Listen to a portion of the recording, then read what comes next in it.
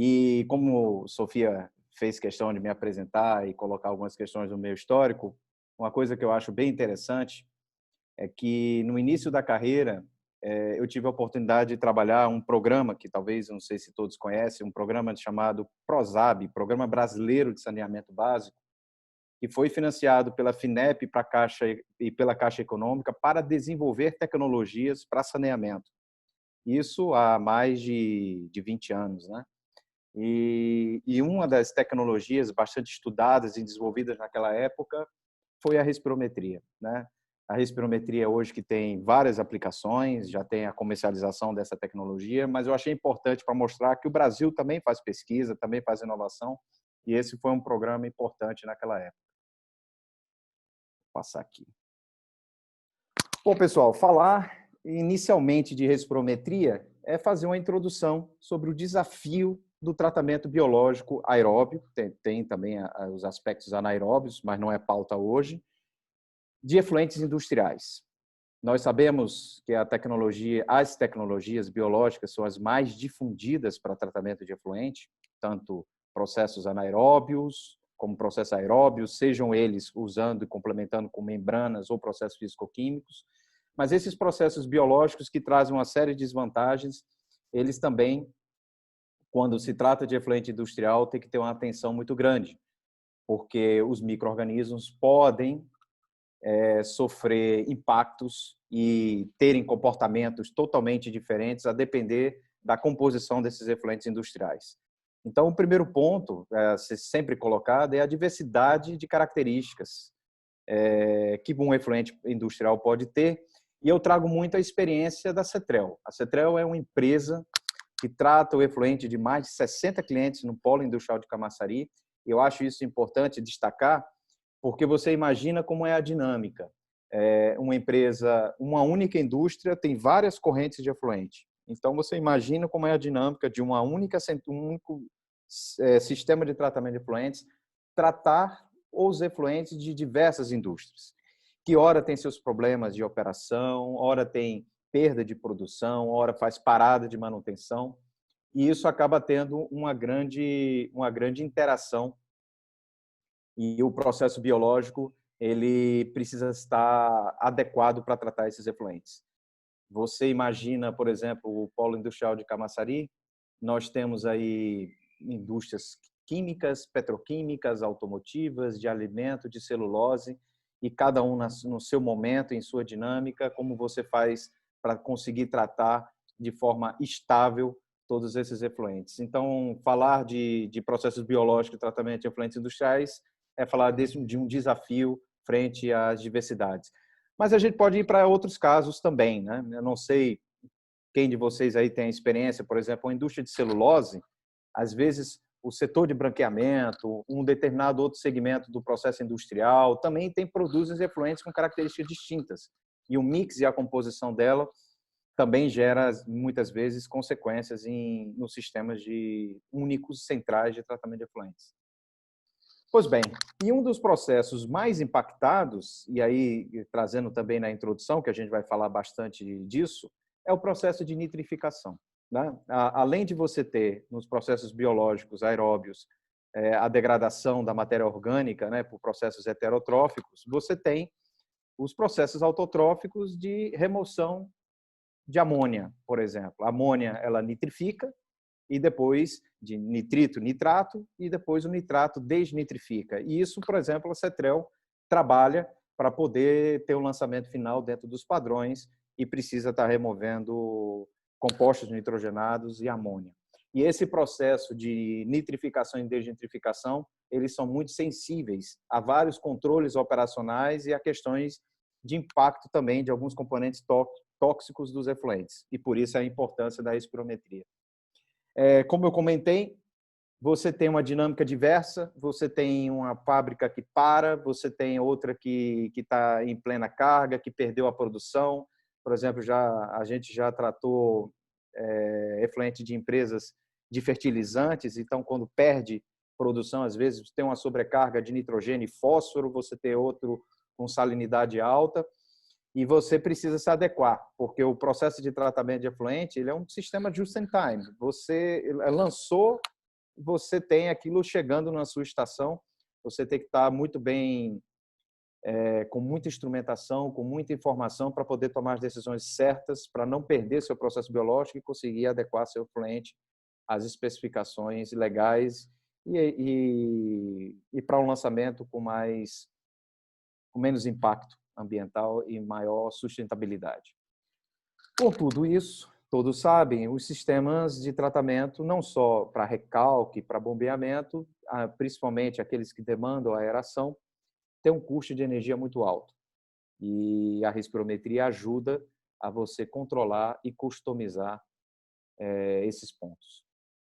E entre esses pontos que você precisa customizar e controlar, você tem aí a otimização e o controle da idade lodo, que são extremamente importantes para você ter um bom desempenho do processo. Aí ao lado tem uma foto do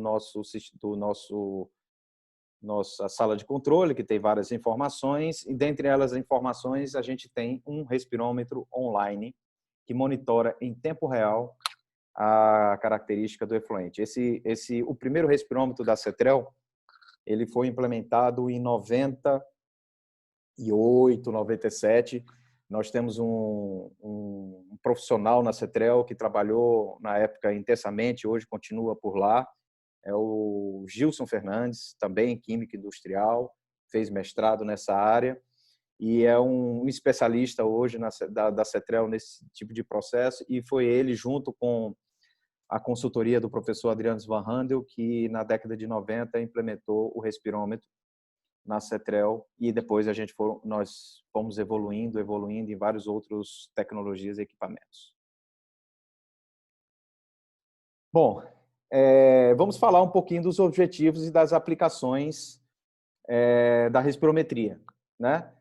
Uma das aplicações é controle de processo. Como todos imaginam, já comentei, aeração e idade de lodo. Vou falar um pouquinho dessa otimização da aeração, do monitoramento da toxicidade e de algumas estratégias que a gente adota de estudos de tratabilidade para a gente compreender, por exemplo. Antes de passar para o slide, eu vou contar 2 casos. A importância de um estudo de tratabilidade. Você está inserido em um complexo industrial ou você, de repente, está dentro de uma indústria, né, que tem vários setores que produz seus efluentes. E, em determinado momento, há uma decisão empresarial de ampliar esse sistema, né, esse processo industrial. Ele precisa crescer para produzir mais, a empresa está querendo aumentar. Mas, obviamente, ela não gostaria de ter custo de construir uma nova estação. Ela vai querer adequar esse efluente para a sua estação. Aí vem a primeira pergunta. O que a gente precisa realizar? Adequar na estação de tratamento de efluentes para poder receber esse efluente que nem existe ainda, né? Esse efluente que você talvez não tenha nenhuma amostra específica, talvez você tenha que buscar de outro local que tenha uma característica parecida, mas a respirometria ela lhe dá muitas perguntas. Você pode, através da respirometria, testar esse componente que vai ser gerado nesse efluente, e aí, obviamente, você vai ter que simular se, de repente, essa nova unidade vai gerar cloreto de metileno. Então, e aí qual concentração você pode... vai aumentar a salinidade, bom exemplo, vai aumentar a salinidade do efluente. Será que seu micro-organismo está preparado? Como é que vai ser a reação? Então, você faz alguns testes com a sua própria biota do seu processo de lodos ativados e já começa a simular para você compreender como vai ser o comportamento. E esse comportamento você vai compreender e vai, inclusive, ser pode ser uma diretriz para o seu revamp, sua revisão, sua ampliação ou não, né? Se você perceber que não necessita. Falando de otimização da aeração, você tem nos processos de lodo ativado diversas formas de aeradores, né? Você pode ter os aeradores mais tradicionais de superfície, né? Você pode ter os medidores, os de ar difuso, tem diversos tipos, mas normalmente se controla essa aeração a partir do oxigênio dissolvido. Oxigênio dissolvido que muitas vezes sofre estratificação dentro do reator, né? No início do tanque de aeração, você tem uma demanda maior de oxigênio e, às vezes, você tem, por uma questão de oferta e demanda, a oferta não é suficiente no início, que a demanda é maior, você pode ter um oxigênio bem baixo, a depender quando você tem uma sobrecarga, se alguns processos ainda ocorre isso, se não tem uma bacia de equalização, enfim. Pode ter estratificação porque o próprio sistema ele é ineficiente, ele tem uma zona morta. Você pode ter uma estratificação se for ar difuso, a depender se for aeração superficial, pode ter por profundidade. Então, às vezes, a medição de oxigênio dissolvido pode gerar muitas dúvidas nesse controle e você acaba colocando um certo excesso e esse excesso pode custar dinheiro. E uma forma que a gente coloca aqui para discutir é o controle da aeração pela taxa de consumo de oxigênio. Pela respirometria, a gente vai conversar um pouquinho sobre essa questão. Pois bem, então eu vou apresentar para vocês o respirômetro, o que ele consiste no respirômetro de bancada, vou comentar um pouquinho para ele. Entrando aqui mais ou menos o que consiste esse equipamento.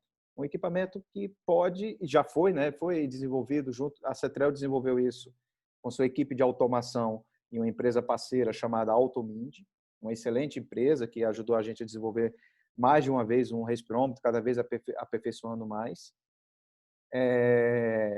E o que é esse respirômetro? Ele é um controlador em que ele controla a hora que você fornece oxigênio dentro de um... Deixa eu colocar aqui uma canetinha. Acabei fazendo. Bom, fornece oxigênio esse controlador. Aqui está o controlador, ok? Como é que é o comportamento dele? Ele dá a informação para que comece a oxigenar esse meio, que tem aqui um licor misto, né? A mistura de efluente, sólidos suspensos voláteis, o próprio lodo ativado. Ele começa a fornecer oxigênio, a concentração de oxigênio aqui vai aumentar. Ele tem aqui um eletrodo, que vai informando qual é a concentração de oxigênio, e ele tem aqui o aerador. Okay? O aerador está aqui e um agitador para manter isso sempre em uma mistura ideal, uma mistura completa. O que ocorre? Quando essa oxigenação ela chega ao patamar de 2,8, de 3, por exemplo, ele desliga a aeração. E, obviamente, se aqui tem micro-organismo e tem alimento, material biodegradável para esse micro-organismo, ou mesmo amônia que pode ser nitrificada, o que vai acontecer? Os micro-organismos que estão em grandes concentrações aqui, né, o próprio lodo, eles vão degradar e vão consumir o oxigênio. Isso vai levar um tempo. E esse oxigênio, que está aqui em 2,8, ele vai cair. Ok? Ao cair, você está tendo uma taxa. Você está tendo uma taxa de variação. Ele caiu de 2,8, ele foi para 2 em um determinado tempo. Então, esse controlador, ele fica dizendo, informando, liga a aeração, desliga a aeração, e aqui vai informando essa variação de oxigênio e você vai construindo essa taxa. Ok? O que ocorre quando essa taxa ela pode ser maior ou menor, e aí você vai construindo aqui um gráfico, e a gente vai falar bastante sobre esse gráfico, praticamente a apresentação são vários gráficos desse, para mostrar um pouco esse comportamento. E aí, a partir desse gráfico, você não imagina o quanto de informação você consegue obter. Então, é algo relativamente simples. No final, vou até mostrar alguns novos respirômetros que se vendem no mercado, mas você também pode desenvolver facilmente um respirômetro. É só você ter aí um software e um controle de quando você coloca a aeração e quando você suspende, e um gráfico que faça o registro desses pontos, né, para gerar aí a taxa de consumo de oxigênio. Pois bem, aqui já é o painel da Cetrel. A Cetrel faz isso online, né? Ela tem, por exemplo, aqui um efluente que vem de uma caixa divisora de lodos, né? Um efluente um efluente equalizado, né? E um efluente não equalizado, para comparar os dois casos. Aqui você tem um tanque um volume até piloto, assim, né, digamos, com agitação, um aerador, e fica variando esse oxigênio, e a CETREL vai obtendo em tempo real a taxa de consumo de oxigênio para cada efluente que está chegando naquele momento, ok? E aí vai gerar, pode parecer confuso, mas agora esse é o gráfico que o operador da CETREL ele observa. Talvez a gente fique um pouco poluído porque a gente deixou aqui para mostrar as variações de oxigênio que vão gerando essa taxa. Então, observem. Aqui ele vai vendo o comportamento da taxa de consumo de oxigênio. Por alguma razão, ele veio caindo, aí depois ele subiu, chegou aqui, teve uma queda mais brusca. Ó. Esse aqui, você já percebe, né, que ele está mais variável, ele não tem uma certa equalização. E aí, o que você pode aferir? Né? Você tem aqui a temperatura, você tem as outras informações. Olha, a taxa de consumo de oxigênio caiu rapidamente. Primeira informação que você precisa ter é você conhecer qual é a quantidade de matéria orgânica que está chegando. Porque, por exemplo, é possível que a bactéria está respirando menos porque entrou menos alimento. Por isso, a gente tem online um medidor de carbono orgânico total. Aí o operador observa a informação. Poxa, a quantidade de matéria orgânica que está entrando, ela está constante. Se a taxa está caindo, pode ser duas coisas. Ou o que está entrando não é biodegradável, ou o que está entrando está reduzindo a atividade metabólica da bactéria. E se você reduz a atividade dela metabólica, você reduz a taxa de crescimento, você reduz a demanda de oxigênio, você demanda ao ponto, ou inclusive você pode causar a morte desse micro-organismo, né? Então, essa é uma forma de você realizar o monitoramento online, observando a taxa de consumo de oxigênio e a concentração de carbono orgânico total que entra no sistema. Bom, aqui mais um equipamento, esse aqui já é um equipamento portátil que nós desenvolvemos. Esse experimento aqui, eu percebi que tinha um colega aí da Braskem Idesa, Jaime.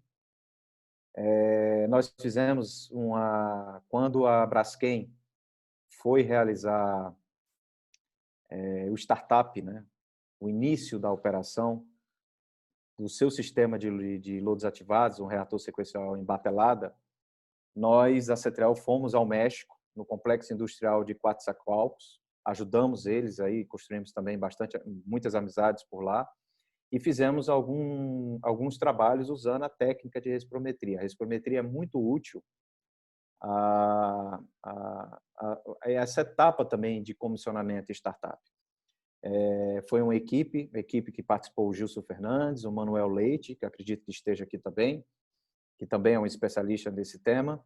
E um dos objetivos, uma das utilidades da respirometria é que quando você inicia um processo biológico, você vai precisar, se você quer acelerar o processo, e principalmente sendo industrial, você vai precisar inocular, você vai precisar tirar o lodo de algum local para você colocar uma semente, digamos assim, para poder desenvolver.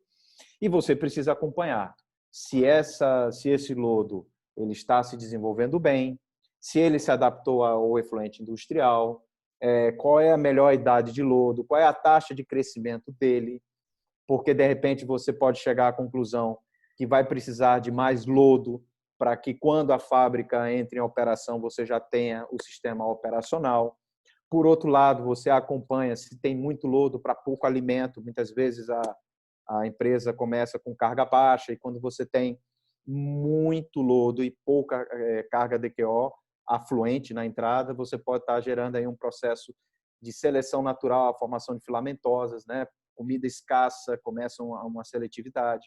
Então, tudo isso é como você estivesse monitorando em tempo real aquele micro-organismo. Essa foto foi tirada lá no laboratório da Braskem Idesa. Bom, agora vamos compreender o gráfico. E aqui o objetivo é esse, mostrar os gráficos e compartilhar com vocês para que todos entendam quanto essa ferramenta é importante, possa ajudar vocês nas suas atividades, seja como operadores de sistemas, seja como consultores, A Aladi tem todo esse interesse de disseminar e fomentar o conhecimento na área de tratamento de efluentes, de reuso e dessalinização. E um dos temas que a gente trouxe foi esse aqui, de respirometria. Vamos entender o gráfico. Esse é um gráfico que está em bancada, não é online. Ele está realizando o monitoramento de um licor misto que tem uma concentração de lodo em torno de 3 gramas por litro, aproximadamente, né, para ter uma TCO nesse patamar. E aí depois eu vou falar um pouquinho sobre isso, né? A relação da TCO com a concentração de sólidos que você tem no licor misto sempre lhe dá um indicativo da capacidade ativa do lodo. Pois bem, o que acontece? Quando você coloca esse lodo e deixa ele aerando, pena não estar presencialmente para mostrar para vocês o equipamento, e não está no laboratório, né? Já fizemos algumas apresentações no laboratório, vai faltar alimento e o lodo ele vai reduzir o seu consumo de oxigênio.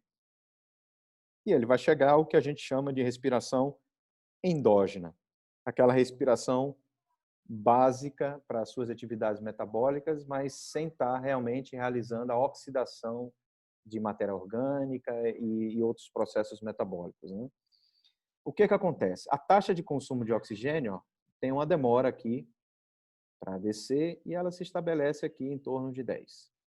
Nesse momento, eu tenho um determinado substrato, um determinado alimento, que pode ser um efluente ou pode ser um composto, um componente. Pode ser, por exemplo, acetato de sódio. De repente, eu quero avaliar esse efluente aqui dessa indústria química, ele é biodegradável? Eu coloco aí, ok?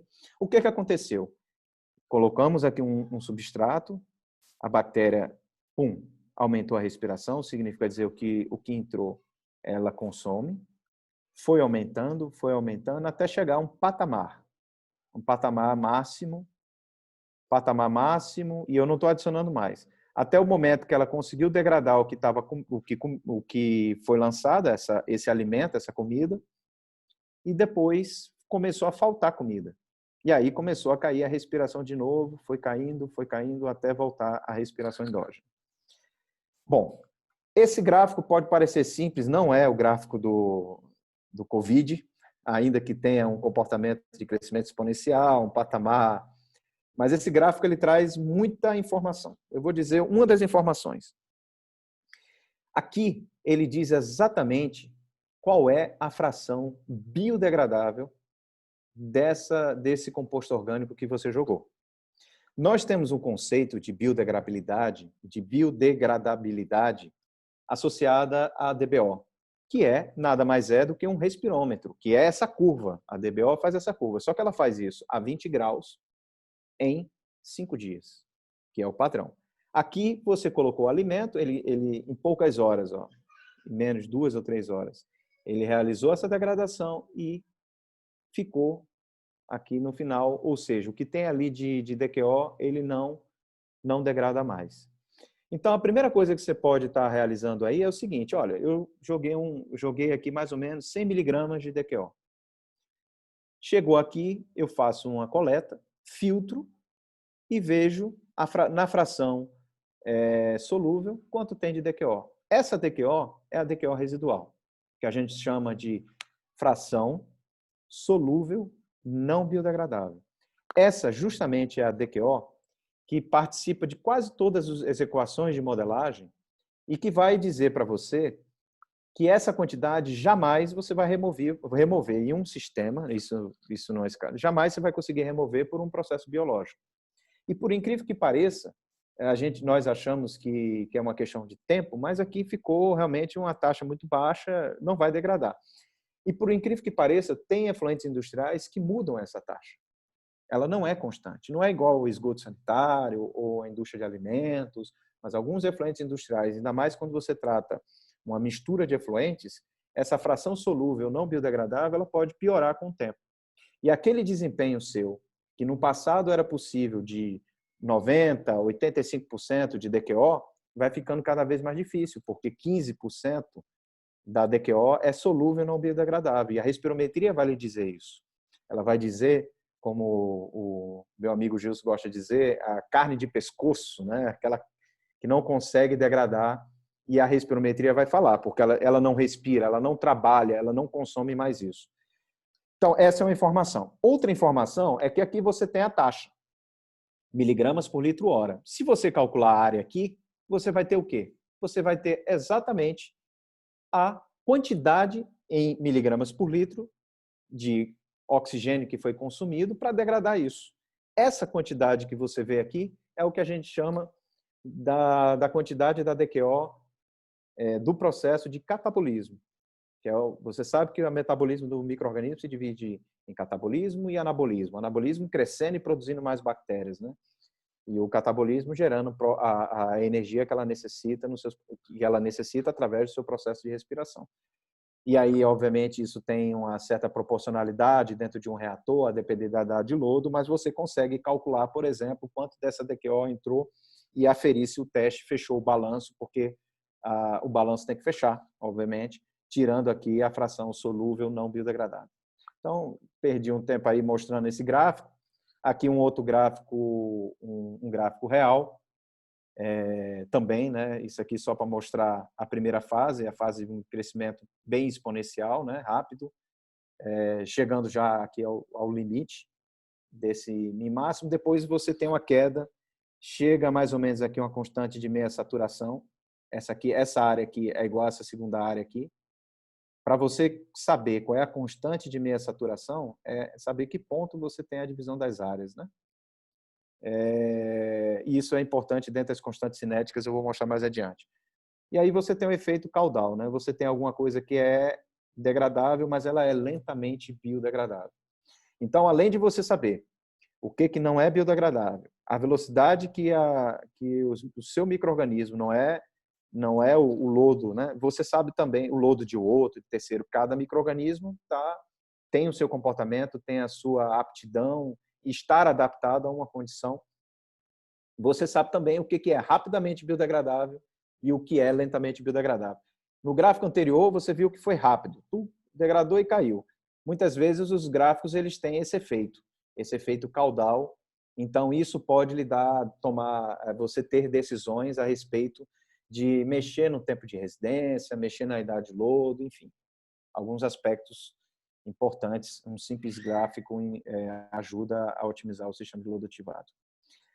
Bom, eu trouxe aqui algumas referências, né? Um dos principais especialistas aqui no Brasil que ajudou no desenvolvimento da técnica de respirometria, otimização de lodos ativados, principalmente a adaptação de lodos ativados em regiões tropicais, né? O professor Adriano van Handel é um holandês que é professor de pós-graduação na Universidade Federal de Campina Grande, mas autor aí de vários livros. Eu trago aqui algumas referências, eu tive o prazer de estudar com ele também. Pois bem, todos sabem que a nitrificação ela é realizada por um grupo de bactérias, né? A oxidação da amônia, nitrito, nitrito e nitrato. E você tem aí os principais grupos, as nitrosomonas e nitrobacters, e você sabe mais ou menos como você tem a equação cinética da remoção da amônia residual, para você saber qual vai ser a remoção e qual vai ser a amônia residual dentro do seu sistema. Aqui você tem a constante SK, a constante de meia saturação. Esse RS é só uma termologia, a idade de lodo. O Mi é a taxa de crescimento. E o B também é uma outra constante que está em função aí de atividades como da velocidade da nitrificação em função de temperatura e outros parâmetros. E você consegue, através do gráfico de respirometria, determinar todas essas constantes, né? Você tem aqui um desenvolvimento aqui da equação, você sabe aqui quais as concentrações, qual é a concentração de amônia que será nitrificada no seu processo, você já sabe qual é o tempo, você tem um tempo de residência hidráulica, e aí o que você precisa saber, você vai conseguir saber a constante de meia saturação, que vai ser justamente quando, como eu falei com vocês, se for a metade da área, por exemplo, aqui, ó, normalmente ela é a TCO máxima dividido por 2, digamos que ela fica mais ou menos nessa quebra aqui, e você consegue ter todos os parâmetros cinéticos para determinar quem é a sua constante Mi, né? nesse processo, olhando aqui o gráfico. Esse aqui são parâmetros de projeto. 4,57 é a quantidade de oxigênio que você precisa para degradar, para nitrificar. E você pode calcular essas constantes tanto realizando um teste com respirometria dosando cloreto de amônia. Depois você pode também avaliar não só a conversão da amônia a nitrito, mas também nitrito a nitrato. E você vai perceber aí como você adiciona amônia, outro você adiciona nitrito, e assim você vai construindo os gráficos de cada processo e vai compreendendo a população de cada tipo de lodo, né? Aqui mostrando para vocês a constante de meia saturação, né? Esse aqui também foi um gráfico tirado aqui de esse não foi um experimento da CETREL, mas foi um experimento do PROSAB.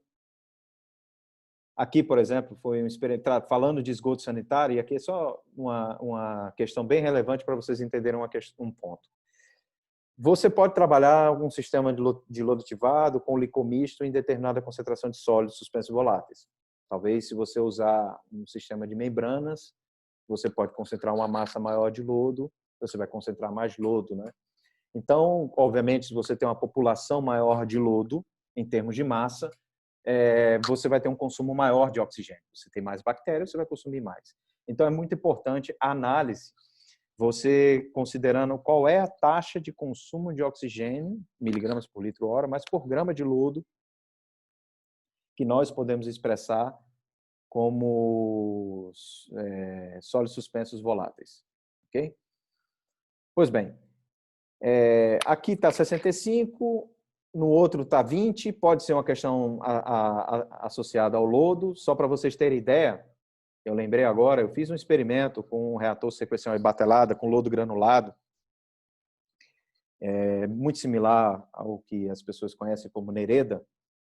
Ele só não era, ele era uma escala semi-industrial, não era uma escala industrial, e o lodo granulado com alta densidade. E quando nós realizamos o teste de respirometria, o mesmo lodo floculento, esse lodo granulado deu um ATCO acima de 120 miligramas por litro hora, enquanto o lodo granulado, sem ser granulado, o lodo floculento dava em torno de 60, 70 para a degradação da matéria orgânica. O granulado ainda também realizava a nitrificação. Então aqui a gente calcula, né, todos esses parâmetros, né? Tem aqui depois quem tiver curiosidade, entre em contato comigo que eu passo uma planilha Excel, tudo, né, já pronto para vocês poderem realizar os cálculos, e tem um memorial de como cada cálculo é realizado. O importante é que essa área aqui, se você jogou uma quantidade de amônia e depois ela degradou, ela seja equivalente à quantidade de amônia, já que não há amônia residual. Por isso que a gente sempre calcula essa área para ver se a área bate. Aqui ficou com um erro mais ou menos de 4% a mais. Talvez aqui algum ponto, alguma coisa no cálculo que foi feito de forma errada. Bom, então comentei aí sobre a respirometria e vou comentar agora sobre a respirometria para teste de toxicidade. Tá? Esse foi um trabalho que nós realizamos com um teste de toxicidade em um efluente industrial. Aqui nós jogamos acetato, então você teve aqui a curva, o gráfico aqui, como foi o comportamento dele com acetato.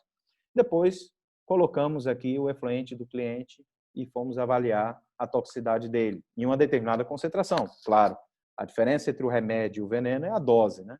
Mas essa concentração era uma concentração de um choque de carga que a gente poderia ter se, de repente, uma das bacias de contenção de emergência viesse em poucas horas para a gente. Vou citar um caso. Então, o que para minha surpresa, o que ele jogou foi realmente parte biodegradável. Tanto é que aumentou aqui um pouquinho o oxigênio e rapidamente caiu. Depois que se estabilizou, eu voltei a jogar acetato. E observe que o gráfico ele não é com a mesma taxa máxima. Ele está com a taxa menor. O que a gente evidencia aqui? Se a taxa caiu, a primeira coisa, se a taxa cai, é porque a bactéria ela ficou meio, digamos assim, mais lenta, talvez impactada e está degradando de forma mais lenta. Mas a pergunta é, ela vai degradar a mesma quantidade que degradou antes, lentamente? Aí você só responde isso se você olhar a área. Porque se as áreas forem equivalentes, ela degradou tudo, só que degradou mais lentamente. Agora, se as áreas elas foram menores, significa dizer que você teve uma perda da população do lodo. Ao menos para aquele momento. Muitas vezes acontece que o lodo ele pode se resgatar. Você tem aqui a gente está olhando efeitos agudos, mas você precisa também avaliar com mais tempo efeitos crônicos, né? Então, vou citar aqui, já é com outro cliente, né? Já fizemos aqui outra análise, se não me engano, aqui com cloreto de metileno. Observe o gráfico, o lodo já nesse dia já não estava tão bem, né? E ele já estava mais ou menos impactado, mas ele tinha uma certa atividade. A gente jogou aqui depois o componente e observe que o gráfico caiu, depois a gente tentou jogar novamente e já era. Não conseguiu resgatar. Então, a gente sabia que esse efluente era extremamente tóxico, então precisávamos trabalhar com concentrações mais baixas, né? Nesse caso aqui, a gente pode estar realizando o efeito da toxicidade em bactérias que degradam matéria orgânica, mas também podemos realizar, e é mais recomendável, fazer esse teste com bactérias que são mais sensíveis à toxicidade, que são as bactérias nitrificantes. E aí você tem uma informação, não está tudo escrito, por isso que o áudio é interessante. Você quer avaliar a biodegradabilidade de um efluente, quando você joga ele, você vai ter o consumo de oxigênio, seja para matéria orgânica ou seja para nitrificação. Se você quiser só para matéria orgânica, mas seu efluente tem amônia, mas se você quiser ver o efeito dissociado, você pode inibir a nitrificação adicionando alil-tiureia. Alil-tiureia é as mesmas gotinhas que você coloca no teste de DBO, até para o teste de DBO, ele não contar com a nitrificação, né? E assim, se vocês observarem no Standard Methods, às vezes você quer entender o consumo de oxigênio total, inclusive se tiver amônia. Não estou falando de esgoto sanitário, mas às vezes você tem um efluente de uma fábrica de fertilizantes que é rica em ureia, muito mais impactante do que DQO. Então, aquele consumo de oxigênio pode ser muito mais para nitrificar, a depender das condições, né? Isso já aconteceu, às vezes com a liutiureia vencida, a análise DBO, ela também impacta. Então, aqui você pode jogar, ela inibe o processo de nitrificação, ou você simplesmente, para inibir o processo de degradação heterotrófica de matéria orgânica, você não joga a matéria orgânica, você coloca apenas a amônia, né? E aí vai ter só a oxidação dela. Bom, olhando aqui a hora. Mas aí é importante. Você veja, nós realizamos aqui um teste com amônia, cloreto de amônia, jogamos a substância, você vê que ficou impactado, mas depois eu joguei acetato. Ou seja, ela é tóxica para nitrificante, mas depois com acetato para as matérias orgânicas ela não foi tóxica. Então, querendo mostrar aqui mais um dos exemplos, são vários, a gente tem uma verdadeira biblioteca de toxicidade para o nosso lodo, e isso varia muito, de diferentes componentes. Então, quando você já conhece, você já sabe o efeito, pena que o colega não está aqui para me ajudar, mas 1,2-dicloretano, cloreto de metileno, tolueno, benzeno, salinidade, pH, temperatura, pH, temperatura, todas essas nós temos informações de como o nosso lodo se comporta ou como adaptá-lo a condições, por exemplo, mais salinas de tratamento, através do teste de espirometria. Bom, aqui foi um caso prático, a gente construiu uma curva de toxicidade, aqui não tinha toxicidade nenhuma, a determinada concentração já foi, isso aqui, se eu não me engano, foi para cloreto de metileno, e aí você foi construindo essa curva de toxicidade bem experimental. É importante porque depois você fazendo um histograma das concentrações que entram no seu sistema, você vê se não pode estar tendo um efeito acumulativo, né? Um efeito crônico. Porque quando você tem uma toxicidade pequena, mas ela é pequena, mas é toda hora, então sua população, a taxa de mortalidade da sua população de micro-organismo, ela é, digamos, o saldo é negativo, morre mais do que nasce. Só que aos poucos, e você só vai perceber esse impacto lá na frente. ok?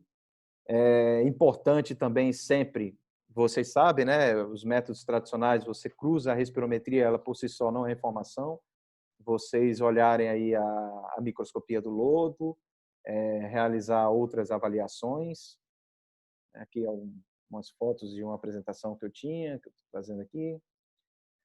Bom, e agora fazendo uma propaganda, né? A Cetrel sempre atenta às inovações, a gente buscou, nós temos 3 tipos de respirômetro, mas nosso desenvolvido, mas a gente foi ver no mercado o que tem mais moderno. Quem tiver curiosidade, depois acessa aí esse site, tem um vídeo mostrando como mostra, mas me pareceu muito interessante esse respirômetro desse fabricante aqui.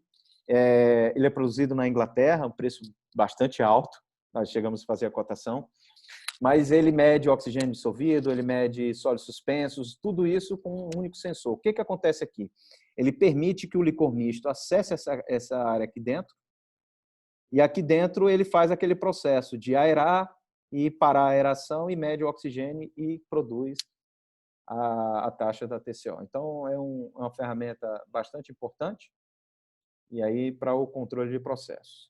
Antes de encerrar e abrir aí um tempinho para as perguntas, tem ainda 2 minutinhos, a respirometria para o tratamento de efluente industrial, principalmente da indústria petroquímica, que tem alguns componentes que trazem uma maior toxicidade, ela, durante a minha experiência profissional, ela orientou e resolveu muitos problemas. Ela resolveu problemas para você ajustar, principalmente a etapa de nitrificação. Hoje se discute muito o tratamento, por exemplo, de chorume. Chorume tem uma carga de amônia alta, né, em relação a DQO. A gente tem que ter cuidado, por exemplo, com a alcalinidade, porque você tem o consumo de alcalinidade na nitrificação e um resgate na desnitrificação. E às vezes você precisa complementar com alcalinidade. Mas às vezes você não consegue nitrificar, porque você tem um componente tóxico no chorume. Então, a respirometria, ela lhe dá a informação antes e ela monitora isso em tempo real. E um processo, às vezes, por exemplo, uma siderurgia, que tem uma relação amônia e DQO também que não é muito favorável, em alguns casos, você pode estar economizando verdadeiros transtornos com o conhecimento de como está a população dessas bactérias e a fração ativa, a TCO por miligrama de lodo, né? A TCO, eu não sei quais pessoas estão aqui, mas eu tenho certeza que alguns que disseram que ia estar hoje aqui participando, espero poder compartilhar, eles contribuírem também, implementaram uma respirometria e conseguiram reduções significativas no consumo de oxigênio. E sem perder a qualidade do processo. Reduzindo o consumo de energia elétrica, trazendo mais atratividade para o sistema. Inclusive, decisões, às vezes, de você parar a aeração em alguns momentos, do oro sazonal, onde a tarifa é mais alta, e todo mundo, mas o lodo ele vai ter algumas dificuldades, você está ali monitorando com respirometria e você consegue economizar energia sem gerar esse tipo de impacto.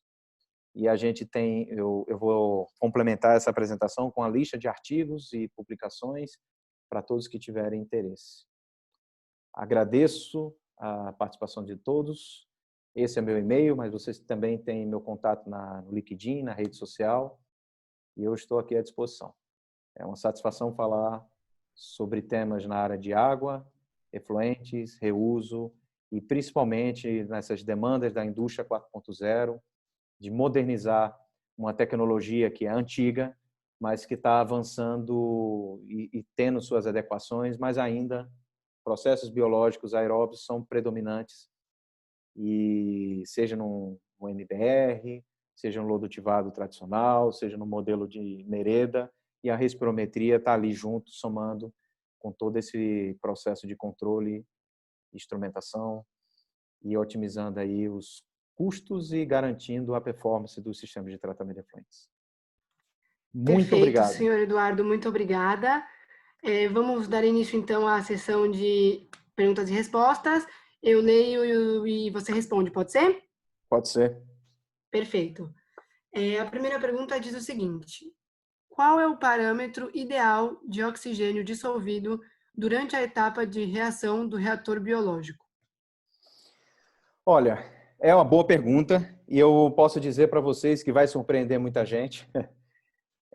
Isso depende de muito caso e a respirometria pode ajudar. O fator mais determinante normalmente é a nitrificação, mas a gente já operou e economizando energia com oxigênio dissolvido em média no reator próximo de 0,5. Mas eu não posso trazer isso como recomendação para todos os casos, tá? Vai depender muito do dimensionamento do seu reator, da concentração de sólidos que você tem, da variação de carga, porque às vezes se você tem esse 0,5, se você tem uma sobrecarga, você perde esse oxigênio. Então, por isso, as pessoas normalmente trabalham entre 1,5 por aí. Mas dá para trabalhar com 0,5 se você tiver um respirômetro controlando e monitorando em tempo real quanto está entrando no sistema. Agora, se você não tem monitoramento nenhum, só o oxigênio dissolvido que eventualmente você vai por lá olhar, ou essa medição ela não lhe dá uma informação precisa, eu recomendo trabalhar com um valor maior. Lembrando só, para complementar, que esse 0,5 é o que sobra de oxigênio. Todo o oxigênio dissolvido é o que sobra, é o que o micro-organismo consumiu, o que sobra. O que não pode acontecer é faltar, né? E outra coisa importante também, é você tem que controlar o potencial redox, porque o potencial redox é que define se o ambiente está aeróbio, ou se ele está anóxico, ou se outras reações podem ocorrer. Ok. A segunda pergunta. O que devemos fazer quando não se elimina o nitrogênio amoniacal já no processo de sedimentação? Olha, normalmente o nitrogênio amoniacal ele é solúvel, a amônia é solúvel, né? E aí você precisa, no processo biológico, se ele estiver adequado, você precisa oxidar ele para nitrato e você precisa ter no reator um ambiente sem oxigênio, mas com potencial redox, né? E matéria orgânica para você desnitrificar. E aí você está fazendo o ciclo do nitrogênio e deixando o nitrogênio na atmosfera. Mas os reatores eles são dimensionados para isso, né? Para poder nitrificar e desnitrificar. O nitrogênio orgânico é que muitas vezes ele está associado à matéria orgânica e ele pode sim ser removido na sedimentação, mas a amônia é solúvel. Ou, a depender do pH, ela pode estar na forma NH4+, ou na forma NH3, tem uma fração dela que pode estar volátil, né? Quanto mais alcalino, mais na forma livre ela se encontra. Ok. Terceira pergunta. No teste de respirometria para nitrificação, você faz o teste com sal de amônio e depois com efluente real. Quando você faz com efluente real, como você consegue distinguir o consumo de oxigênio com a matéria orgânica do consumo com a nitrificação propriamente dita? Boa pergunta para retomar a explicação. Você, no efluente real, você consegue inibir a amônia e você só ter a matéria orgânica através da dosagem da liutiureia. E você consegue fazer ele em conjunto, até por diferença você consegue entender o comportamento. Mas eu não conheço um método que inibe só o processo da degradação da matéria orgânica e deixa só a amônia. Você consegue inibir a amônia, dosando a liutiureia, e ver a comparação do gráfico com a liutiureia e sem a liutiureia. Sem a liutiureia é o comportamento degradando tudo, né? Com a liutiureia é o comportamento degradando só a matéria orgânica. E depois você pode fazer com cloreto de amônia, ver qual é a degradação artificial e construir aí as cinéticas da modelagem de um sistema de lodo ativado e simular. E você vai perceber que a maioria dos casos que a gente obteve essas constantes cinéticas, ao simular, a gente conseguiu ter previsibilidade no comportamento do sistema de lodo ativado. Essa é uma ciência, é um método científico, né? Você obter constantes cinéticas para ter previsibilidade. Se você consegue ter previsibilidade no comportamento, é porque você realmente trabalhou certo aí na sua modelagem e na obtenção dessas constantes. Perfeito. Próxima pergunta. Quanto tempo você tem que estudar efluentes para tratá-los adequadamente? Quanto tempo? Você precisa fazer um estudo de tratabilidade. Cada efluente ele tem uma complexidade maior ou menor, né? E a depender do caso, você precisa não só fazer um estudo de bancada, fazer uma planta piloto. Mas tem muito conhecimento. Então, você tem efluentes que são fáceis de tratar. Então, cada caso é um caso. Não tem um tempo específico, né? Mas normalmente é rápido. Só quando é uma coisa extremamente nova, num contexto bem diferente, usar uma tecnologia que não está adequada, você precisa adequar ele a um sistema. Não sei se eu fui Ok, assertivo, mas isso depende de cada caso. Geralmente, hoje eu estou vendo os estudos de tratabilidades ocorrerem de forma bem rápida. bom. A próxima pergunta é se você tem experiência de aplicação de respirometria em lodos ativos domésticos. Sim. O início da minha atividade foi com saneamento, com esgoto sanitário, como eu falei no Prozab, e a respirometria ela é até bastante difundida lá. Também, para você conhecer qual é a fração, a composição do esgoto, né? Otimizar a idade de lodo. Foi bom falar isso porque aquela curva, aquela taxa máxima de TCO, ela lhe diz ali o máximo que o seu lodo consegue degradar. Se ali é o máximo que ela consegue degradar, ela também está lhe dizendo o máximo que ela consegue crescer, porque a velocidade que ela come é a velocidade que ela cresce. E se você sabe a velocidade que ela cresce, você determina a sua idade de lodo, porque você pode otimizar um sistema de lodo ativado em um sistema de tratamento de esgoto sanitário, né? O esgoto doméstico, conhecendo a melhor idade de lodo para ele, né? E a respirometria lhe dá essa informação. Evita Perfeito. filamentosas, enfim. Ok. Próxima pergunta. Você utiliza, é, você utiliza alguma norma específica para realizar o ensaio de respirometria? Sabe me dizer se as ISO 8192 são boas? Eu não tenho uma norma específica. Eu tenho referências em publicações científicas, né, em metodologias que são consolidadas, mas a gente não tem uma. Pelo contrário, a CETRAL, inclusive, produziu algumas normas internas e procedimentos para poder fazer o teste. Não tem uma norma assim específica que a gente se amarre e siga ela exatamente. Existem muitos artigos técnicos e metodologias que nós adotamos. Temos no nosso laboratório uma norma, eu não sei dizer qual, para fazer o teste de respirometria, mas só dá a informação da TCO. Ela não gera o gráfico e tem o passo a passo para obter todas essas constantes cinéticas, não. Ok. Próxima pergunta. Tem algum equipamento online no Brasil ou apenas este que vocês criaram na Cetrel? Olha, eu ia dizer tem na CETREL, né? Eu desconheço se tem em outro lugar online no Brasil, mas eu não duvido não. Não é tão difícil, é possível ter. Mas na CETREL a gente tem, quem quiser visitar, não é tão difícil a gente conseguir. Agora, em tempos de pandemia, sim, mas em outros momentos a gente sempre recebeu muitas pessoas por lá. Próxima pergunta.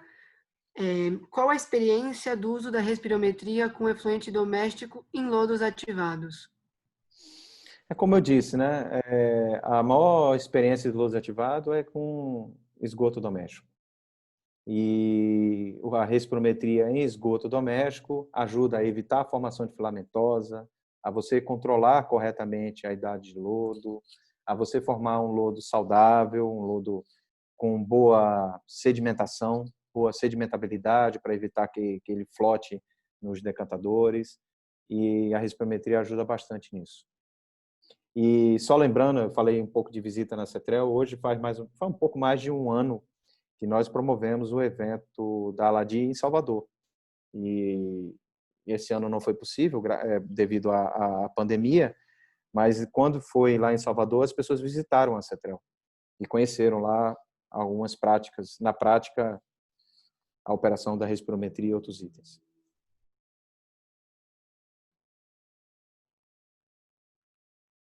Alô? Perfeito. Vamos lá, Eduardo, a última pergunta. diz o seguinte: o que devemos fazer se visualizamos a caída do oxigênio dissolvido na tendência na etapa de reação? Se você está, por exemplo, vamos lá, né? Você tem um reator contínuo. Se você vê o oxigênio caindo logo no início, significa dizer que você está tendo uma carga maior de entrada de efluente, ou você está tendo um efeito de toxicidade.